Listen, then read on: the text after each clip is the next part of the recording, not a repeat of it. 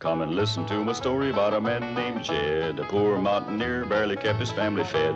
And then one day he was shooting at some food, and up through the ground come a bubbling crude oil, that is, black gold, Texas tea.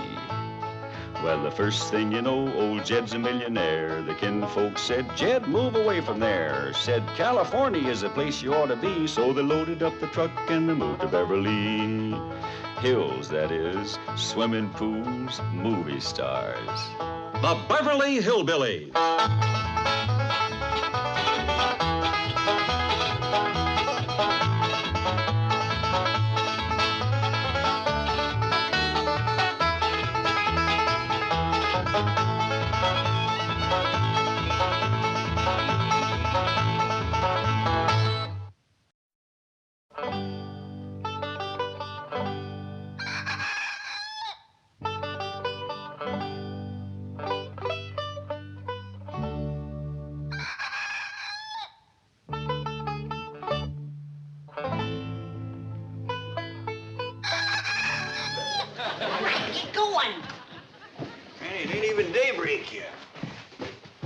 Did you have to crow this early?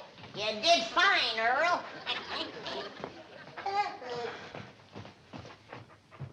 The early bird catches the worm. When we plow up that front yard out there, you're going to be up to your wishbone in them.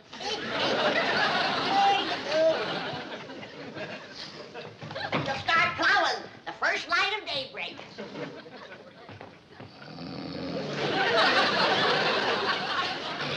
Shame on you. City living has made you soft and lazy. Now get to your feet before the whole morning is wasted. It's already past 4 o'clock. 4 o'clock's powerful early.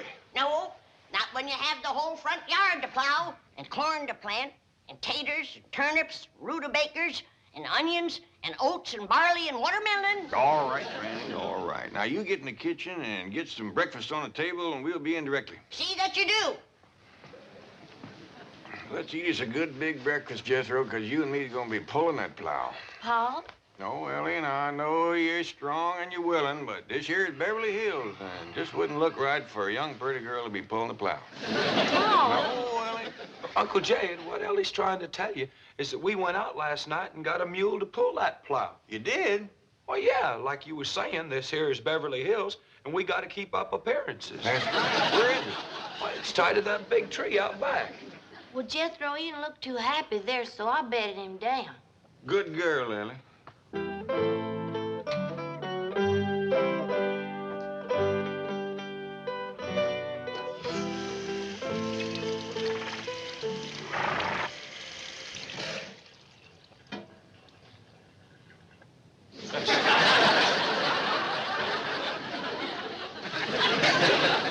didn't see no mule laying on the floor. Couldn't have seen a mule laying on the floor. There ain't no mule to see.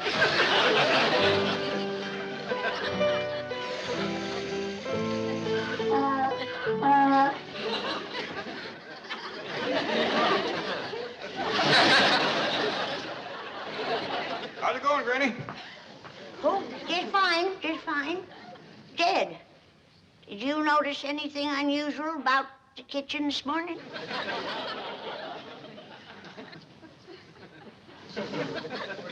Nope.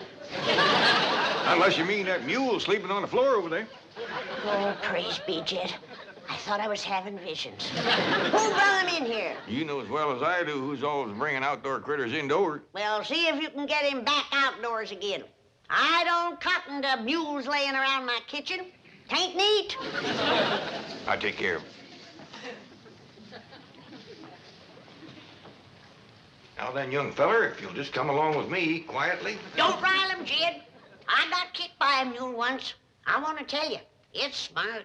Henny, can I help you? You can help your pa get that mule out of here. You sure can. You won't move for me. Well, y'all just stay here and I'll talk to Nelson. Nelson? Come on, Nelson. If she could just talk to folks the way she talks to critters, we'd have us a politician in the family. Well, get that mule bed out of here and wash up for breakfast, all of you.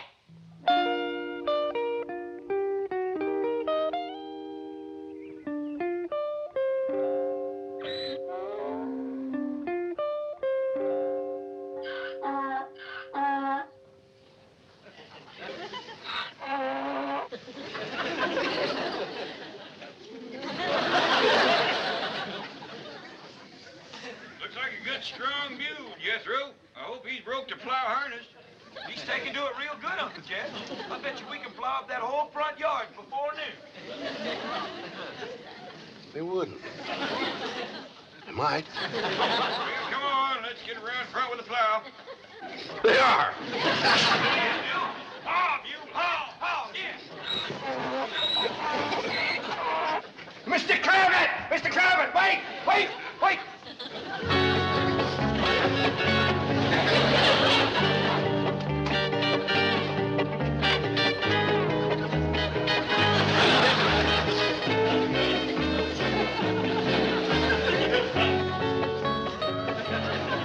Paul and Jethro's bringing the plow. Want me to stick the rest of these in the ground for you? Yes, Ellie. This being the dark of the moon, we'll plant the things that grow underground first, like our taters and our turnips and our onions and our beets and our radishes. Then comes the light of the moon, and we'll plant our corn and our beans and our tomatoes. Gee, Granny, you know more about farming than anybody. Look yonder. The sun's full up and we ain't plowed one furrow. What will folks think of us around here? I reckon folks ain't out of bed yet. Folks around here sleep a mite later than they did back home. I reckon so, Ellie. You know what I miss most, Ellie? What, Granny? Well, back home when we'd commenced a plowing and a planting and a harvesting and a barn raising, or any kind of a big job, the neighbors would all come by to see if they can help you. Folks don't do that out here in Beverly Hills. They don't seem willing to help you like the folks back home. One is, Granny. Look who's a-coming on the run. My thing is, I spoke too fast. He ain't only willing, he's anxious.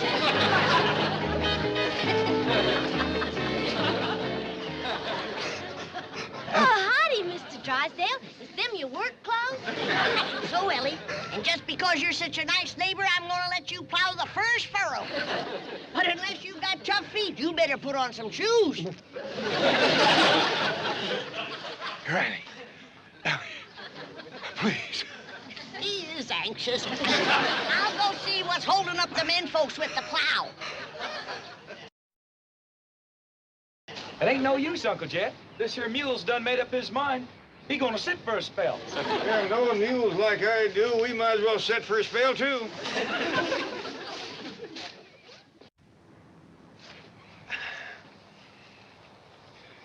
You know something, Uncle Jed? He's smarter than us. This sitting beats plowing any old day. No wonder we ain't getting any work done.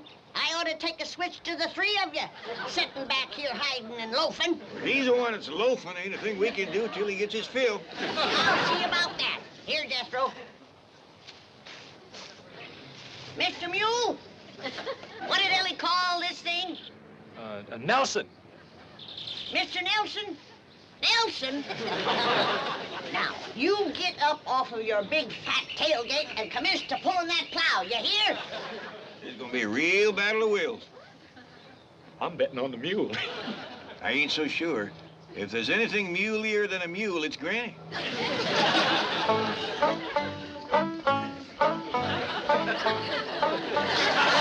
Granny? Granny? Ellie Mae, you busted the spell. Another minute and I'd have had that fella buffaloed. What's the trouble, Ellie?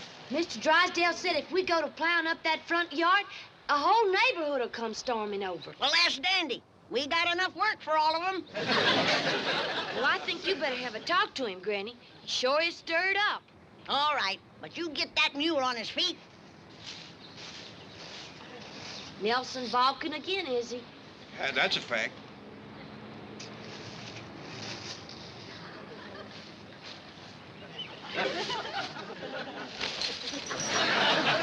Hey, Ellie, what'd you say to that there mule? You wouldn't understand, Jethro. It's mule talk. I bet your Granny'd understand it.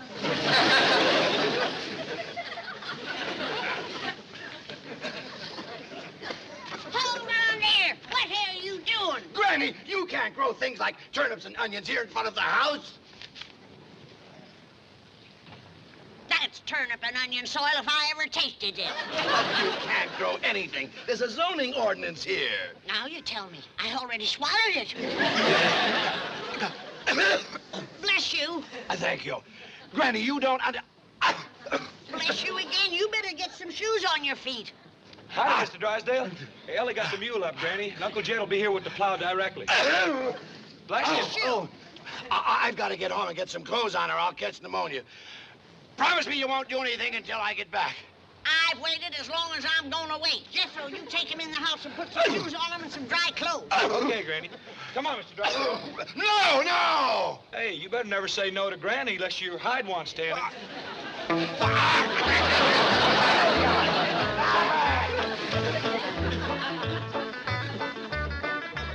Drysdale or no Drysdale, I say let's commence plowing. Well, you promised him he could dig the first furrow, Granny. I reckon that is a thrill for a city feller. We can wait a mite longer. Gonna come some more help.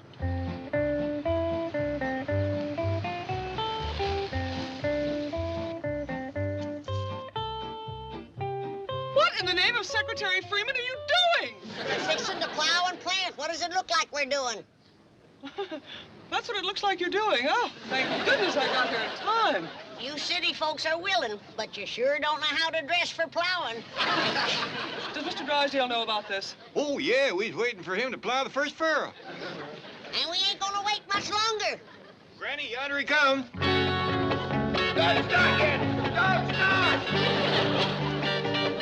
Don't start yet! Don't start!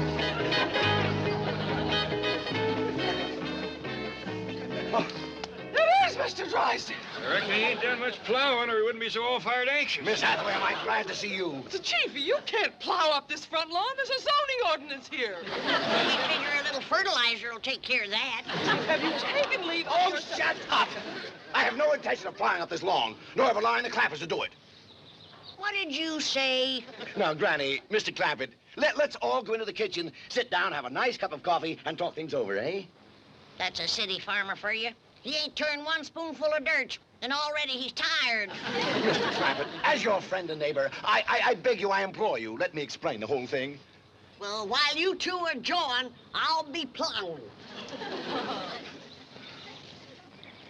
Ellie Mae, pull up them markers. I'm going to start to work.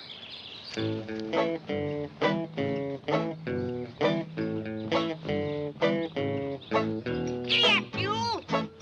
Ha! Let's go!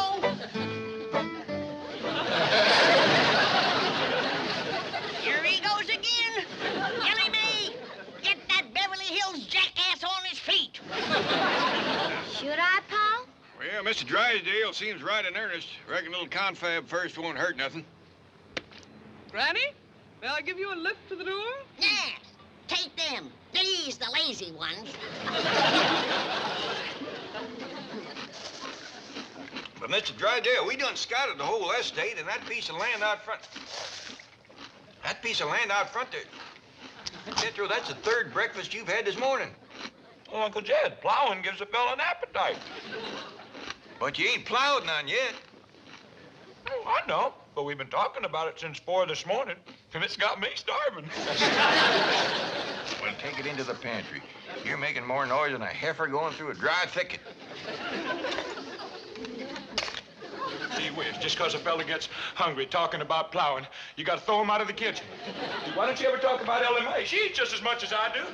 She got to pick on me. No, I try my best. Well, now, as I was saying, that piece of ground out front is the best on the whole place for gardening. It's nice and level. It's got no stumps or brush to clear. It's handy to the house, and it's handy to the street. So as Granny can set up a little stand and sell some of the stuff she growed. Well, I reckon Mr. Drysdale got up a mite too early for a city fella. Ellie Mae, give us some more coffee. Mr. Clampett, your neighbors in this lovely and exclusive section would never accept such action. They would originate petitions. They would bring legal proceedings. They would take every means to protest vigorously and vociferously. You mean to get him riled? Exactly. Well, now, we sure don't want to do nothing to rile the neighbors, but Granny's powerful set on plowing and planting that piece of land out front. Mr. Clampett, I will explain to Granny that in addition to the aesthetic depreciation and the local hostility that would obtain, the net results in volume of produce weighted against value per acre would make the entire venture economically unfeasible. Well, if you're going to explain it to her that way, I might just as well start plowing.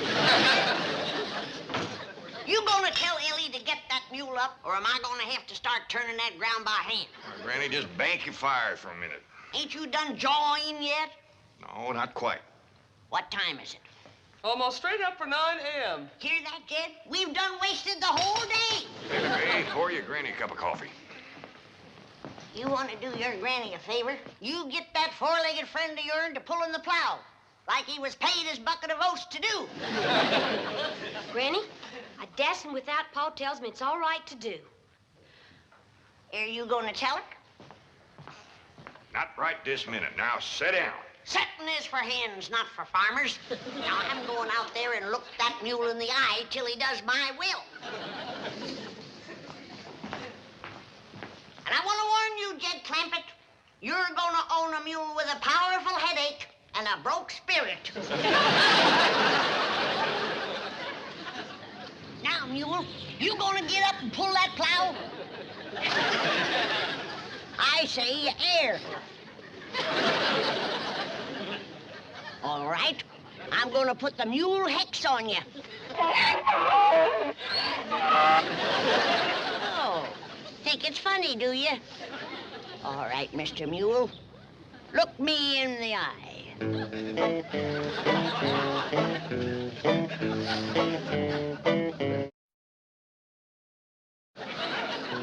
I hope your field trip idea works. That little woman out there is harder to convince than a bank examiner. Don't worry, Chief. I shall carry the message to Garcia, or in this case, to Granny. Well, I'll change clothes and get down to the bank. Lots of luck. Now then, shall we put Granny in the front seat with me? Well, I kind of favor the back seat twixt Jethro and me. I figure maybe we got the best chance of holding her in the car. Yeah, because Granny ain't gonna take this sitting still. That's a fact. Well, I got her hat and a reticule.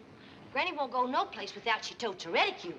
How far is it to the place we's going, Miss Jane? Oh, it's about an hour's drive from here. That's gonna take considerable holding. It sure is, because right out there is two of the stubbornest critters that ever faced off.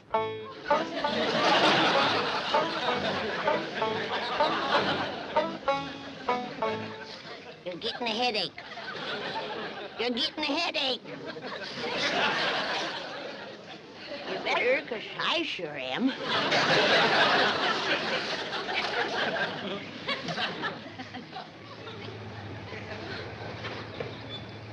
Come on, Granny, we's all going for a ride. Well, if that don't take the roof off in the barn, loafing isn't bad enough. Now it's joyriding on plowing day. It ain't exactly joyriding, Granny. We got something to show you. Indeed we have, Granny. This will be a ride you'll never forget. That's for sure, because there ain't going to be no ride to remember. The pleasure is considerable if you come, Granny. Miss Jean's going to show us all about gardening and crop raising. That'll be the day when a city woman can show me. Jethro, I reckon in order to save time and palaver, you'd best fetch Granny along. Granny, you know I got to do whatever Uncle Jed says. Come on, Granny. Now, you have yourself a good time till we get home. There's lots of food and water, and you can go for a swim in the cement pond if you want to.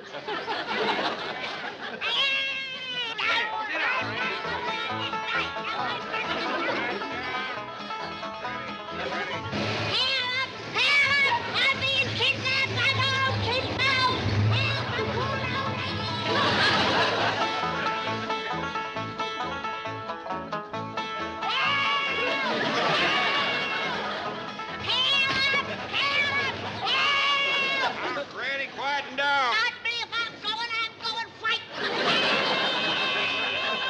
Quieten down. Look out yonder, Granny. Ain't that something? Now do you see why we brought you here? Sure I do. You want to drown me in one of them ditches.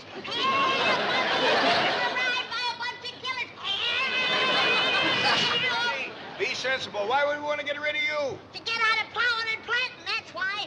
I'm the only one that hasn't been spoiled rotten by city living. And you don't want me nagging your conscience. This was my idea, to show you how unnecessary it is to plow and plant. Look out there. These people make farming their life's work.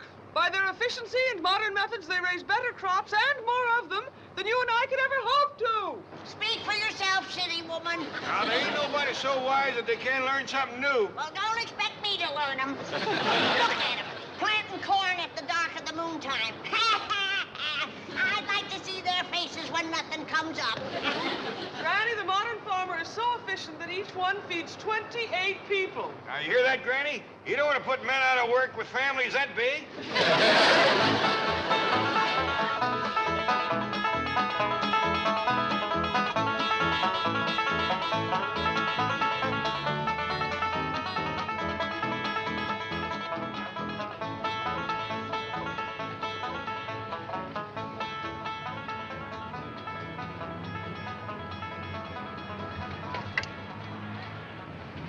How come we stopping here, Miss Jane? We's only a half a mile from home. We got plowing to do. Granny, ain't you convinced yet? Precisely why I stopped you, Mr. Clampett. I have something else to show Granny, and I think you'll find it very rewarding. What's that mean? I think it means you're going to get a reward. In that case, get out of my way.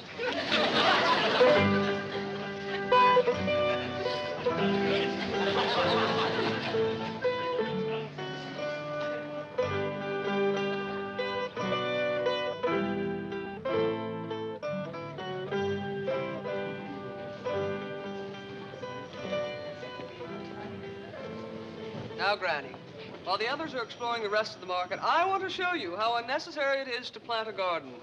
Look, could you grow a watermelon like that? That's a watermelon. Yes. Back home, that'd be a cucumber. Serious. But I must admit, that's the biggest cocklebur I ever did see. Granny. I'd sure hate to comb a mess of them out of a mule's tail. Granny, this is a pineapple all the way from Hawaii. In fact, there are fruits and vegetables here from all over the world. Come on. Ah. You know what this is? It looks like a hairy hickory nut. It's looking back at me. This is a coconut from the Philippine Islands. And over here are bananas from Central America, and here are nuts from South America. Well, that's one thing they don't have to bring to California. Nuts. Granny, you just won't take me seriously, will you? Well, everything's so mixed up out here. It's got me discombobulated. Now, everybody knows that you plant turnips on July the 25th. But out here, you can't tell the difference twixt July and October. Well, why bother to plant them all when the best in the world are here at your fingertips? Look at these turnips. Well, now you got me beat. I once growed a double turnip, but I never pulled 4 out of one hole.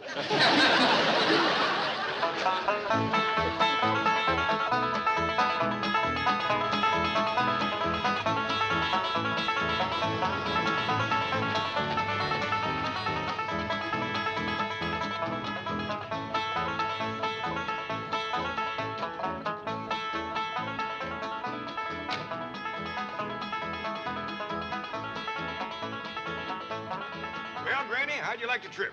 I liked it fine. Wasn't that supermarket an eye-opener? Best fiddle store I ever did see. Wonderful. Now let's get busy and start plowing. But, Granny, I thought you done give up the idea of growing your own victuals. I did, till I went through that thing they call the checkout stand where you pay for what you got. Well, I went through one of them. I thought it was pretty fair. Well, by diggies, when I can't buy a sack of victuals for $5,000, then I'm going to start growing my own. $5,000. Cold cash, my life savings. I handed that girl $5,000 and she handed it back to me. Said it wouldn't buy nothing.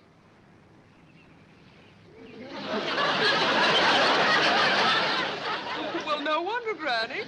It's Confederate. So am I.